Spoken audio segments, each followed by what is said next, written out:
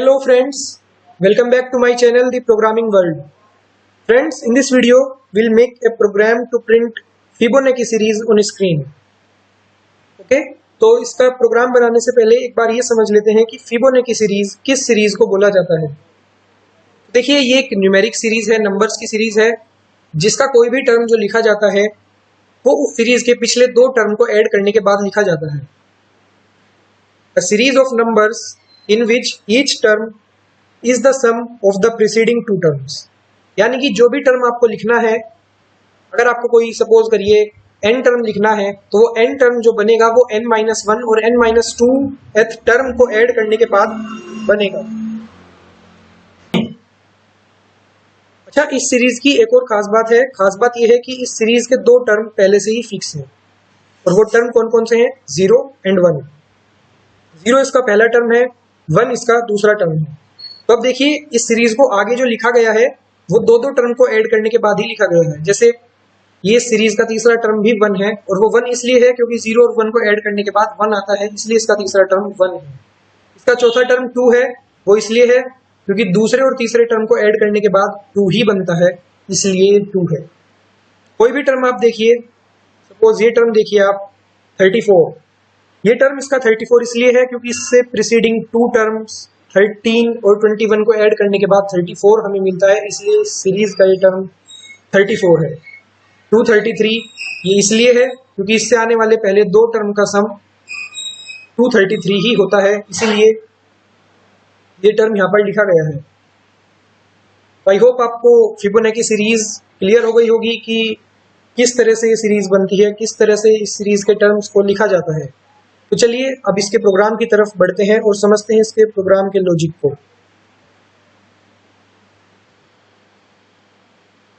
Okay, तो देखिए इसका लॉजिक बहुत ही सिंपल है। हमें इस प्रोग्राम के बारे में, इस सीरीज के बारे में एक चीज तो पता है कि इस सीरीज का पहला टर्म 0 है और दूसरा टर्म 1 है, और जो इसका आने वाला टर्म होगा, तीसरा टर्म होगा, वो इन्हीं दो को ऐड करके बनेगा। जो चौथा टर्म होगा वो दूसरे और तीसरे को ऐड करके बनेगा। जो पांचवा टर्म होगा वो तीसरे और चौथे को ऐड करके बनेगा। ओके, तो मैंने टर्म 1 को मान लिया है f1 और उसमें असाइन कर दिया 0। f2 को मान लिया है सेकंड टर्म और उसमें 1 असाइन कर दिया। ठीक है, उसके बाद मैं क्या काम करूंगा, एक लूप का इसमें इस्तेमाल करूंगा। लूप पर कंडीशन लगाऊंगा n-2 ग्रेटर देन 0। n-2 मैंने क्यों लिखा है? ये इसलिए लिया है क्योंकि दो टर्म इसके मैं पहले से ही प्रिंट करा चुका हूं। f1 और f2 दो टर्म इसके मैं पहले से ही प्रिंट करा चुका हूं। तो अब जो मेरे पास मुझे टर्म प्रिंट कराने हैं वो n-2 है। और n क्या है? n वो संख्या है जितनी टर्म यूजर स्क्रीन के ऊपर प्रिंट कराना चाहता है इस सीरीज की। ओके, तो इस सीरीज के अंदर, इस लूप के अंदर हम क्या काम करेंगे, f3 एक वेरिएबल लेंगे जिसमें f1 और f2 का सम असाइन कर देंगे और f3 को प्रिंट करा लेंगे। उसके बाद मैं क्या करूंगा, इस f1 को और इस f2 को अपडेट करूंगा। यानी कि एक नया, आप ऐसे सोचिए कि एक नया वेरिएबल बना है f1 जिसमें पुराने वाले f2 की वैल्यू असाइन हो गई है। एक नया वेरिएबल बना है f2 जिसमें पुराने वाले f3 की वैल्यू असाइन हो चुकी है, जो इन दोनों को ऐड करके आई थी। ठीक है, मैं एक बार फिर से बता देता हूं। जो नए वाला f1 वेरिएबल है इसमें पुराने वाले f2 की वैल्यू मैंने असाइन की है। जो नए वाला f2 वेरिएबल है उसमें पुराने वाले f3 की वैल्यू असाइन की है। देखिए यहां से समझिए एक बार, पहला टर्म ये है 0, दूसरा टर्म है 1, तीसरा टर्म आया इन दोनों को ऐड करने के बाद, इस वाले। ओके, तो अब मैंने क्या किया है, ये पहले f2 था, इसे मैंने f1 से अपडेट कर दिया है, यानी f1 से इसे रिप्लेस कर दिया है। ये f3 आया था इन दोनों को ऐड करने के बाद, इसे मैंने f2 बना दिया। अब मैं दोबारा से जब f1, नया f1 तो अब यही है ना, और नया f2 अब ये है, तो अब मैं इन दोनों को जब ऐड करूंगा तो जो मुझे नया f3 मिलेगा वो ये मिल जाएगा।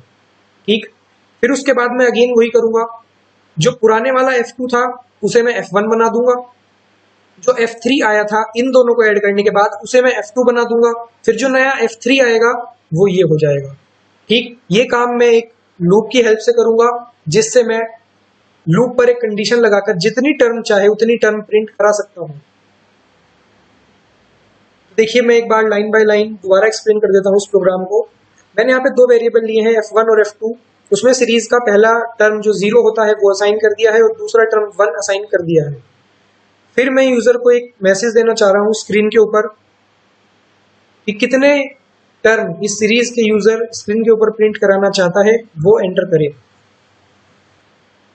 ठीक है, उसके बाद वो वैल्यू जो यूजर ने एंटर करी होगी वो n वेरिएबल के अंदर स्टोर हो चुकी है।